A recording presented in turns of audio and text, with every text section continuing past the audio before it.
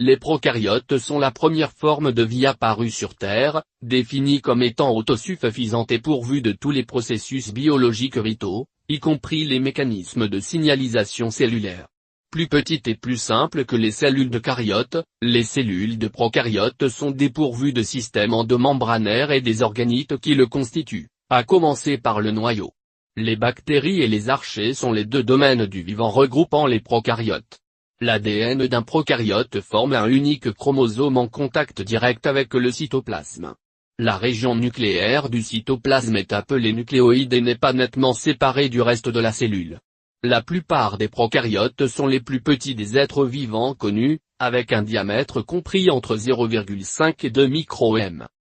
Une cellule de prokaryote contient 3 régions distinctes. L'extérieur de la cellule porte des flagelles et des pili qui sortent de la surface cellulaire chez un grand nombre de prokaryotes.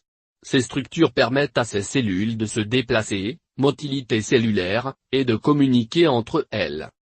La surface de la cellule est délimitée par l'enveloppe cellulaire, formée généralement d'une paroi cellulaire recouvrant une membrane plasmique, certaines bactéries étant recouvertes d'une couche supplémentaire appelée capsule. L'enveloppe confère sa rigidité à la cellule et sépare l'intérieur de la cellule de l'environnement de cette dernière en jouant le rôle d'une filtre protecteur.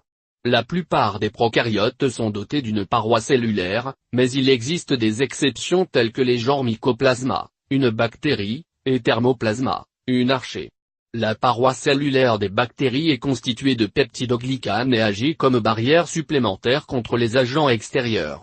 Elle empêche également la cellule de se dilater et d'éclater, cytolyse, sous l'effet de sa pression osmotique interne dans un environnement hypotonique.